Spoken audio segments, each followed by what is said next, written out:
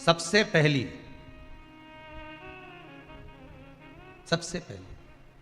हरतालिका पूजन, भगवान शिव की आराधना किसने करी थी? माता पार्वती।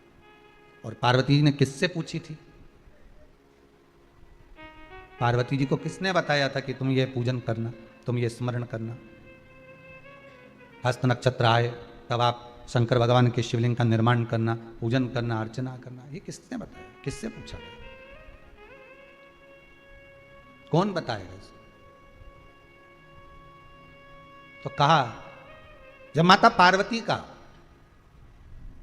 उमा रूप में दर्शन हुआ, जब माता पार्वती उमा बनकर प्रकट हुई, तब भगवान महेश के पास में बैठकर पार्वती जी ने एक प्रश्न किया था। पार्वती जी भगवान शिव से एक प्रश्न कर रही, महेश भगवान से एक प्रश्न कर रहे, भोलेनाथ प्रभु शंभु शंकर, हे दयालु करुणा सागर, कृपा करने वाले त्रिकालदर्शी कैलाशी, हे शिव करुणा करिए और मुझे आप इतना सा बता दीजिए कि मैं जितनी जन्म लूं, मैं मृत्यु लोक में जितनी बार आऊं, मैं इस भूमि पर जितनी बार जन्म लूं, अवतरण हो मेरा, जन्म हो मेरा, मैं जितनी बार प्रकट हूं इस पृथ्वी पर, आप मेरे पति बनकर मुझे मिले, उसके लिए मैं क्या कर सकती हूं?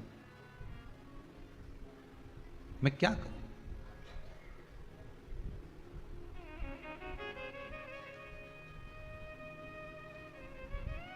मैं कैसे आपको प्राप्त कर सकती हूं?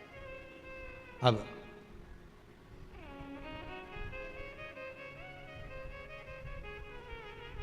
जैसे सबसे पहली करवा चौथ की पूजन किसने करी थी? बोलते जाओ जरा जल्दी। कोई आपसे प्रश्न कर लेगा कि आप हर साल करवा चौथ का पूजन करती हो, चलनी में मुंडा भी देखो है, चलनी में मुख भी देखती हो, दिया भी लगाती हो, करवा भी भरती हो, पूजन भी करते हो, तो सबसे पहली करवा चौथ की पूजन करी किसने थी? तो शास्त्र कहता है सबसे पहली करवा चौथ की पूजन माता द्रौपदी ने करी थी। किसने करवाई थी? तो कहा भगवान कृष्ण ने करवाई थी। क्यों करवाई थी? तो कहा अर्जुन द्रौपदी को छोड़कर नीलगिरी पर्वत पर तप करने चले गए थे, और नीलगिरी पर्वत पर जब अर्जुन तप करने के लिए गए, घोर तप अर्जुन ने करा। अब अर्जुन ने तप करा तो इसको द्रौपदी को कहीं से सूचना मिल गई कि दुर्योधन ने अपनी 2 अक्षौणी सेना अर्जुन को मारने के लिए भेजा। अब व्यक्ति अगर नेत्र बंद करके बैठा है, साधना में बैठा हुआ है, तप में बैठा हुआ है, अपनी भक्ति में बैठा हुआ है, और कोई आया पीछे से और उसने वार कर दिया, तो किसको मालूम पड़ेगा? कौन जानेगा? अब अर्जुन अगर तप साधना में बैठे हुए हैं और द्रौपदी का पति अर्जुन अगर तप साधना में बैठा और पीछे से अगर दुर्योधन आक्रमण कर रहा है 2 अक्षौणी सेना के साथ, तो कौन जान सकता?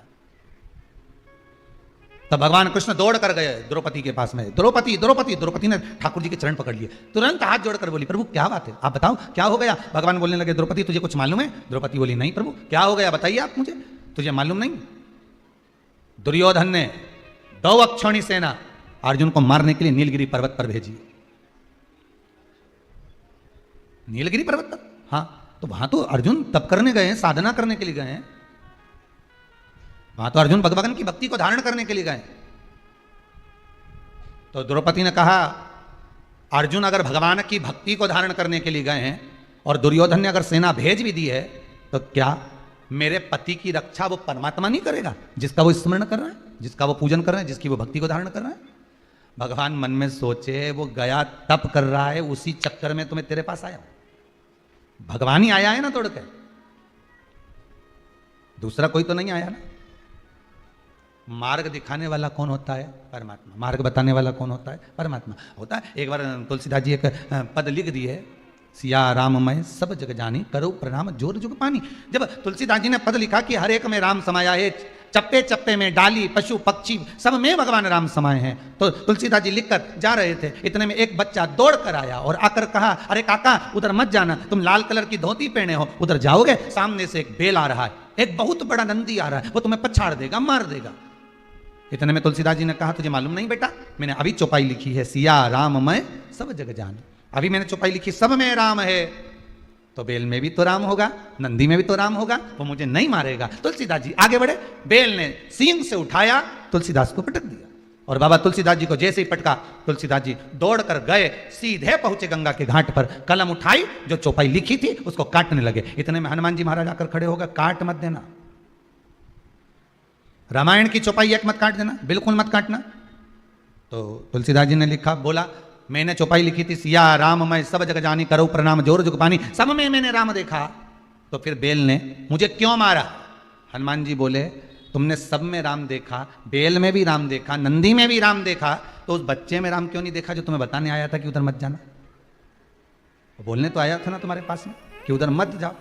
भगवान अपना असली रूप रखकर कभी तुम्हारे सामने नहीं आता। अगर भगवान असली रूप रखकर आ जाए, 4 हाथ लगाकर, सुदर्शन चक्र लेकर, त्रिशूल लेकर भगवान तुम्हारे पास में आ जाए और आकर तुरंत तुम्हारे सामने खड़ा हो जाए, तो तुम तो सोचोगे कहीं नाटक वाला आ गया, 10 रुपए निकाल के पर्स में से लाओगी और तुरंत दे दोगी, ए बाबा लो 10 रुपए लो, चलो यहाँ से बढ़ो। तो भगवान कभी ऐसा रूप रखकर असली स्वरूप में तो भगवान आता ही नहीं है। भगवान तो आपका कोई अपना बनकर, कोई रिश्तेदार बनकर, जब तुम्हारा कोई काम अटका हुआ है और वो काम तुम्हारा तुरंत हो गया, किसी के माध्यम से हो गया, तो उसको धन्यवाद देना परमात्मा को कि तू रूप रखकर आ गया, तूने स्वरूप बदल लिया, आज कार्य को सफल कर।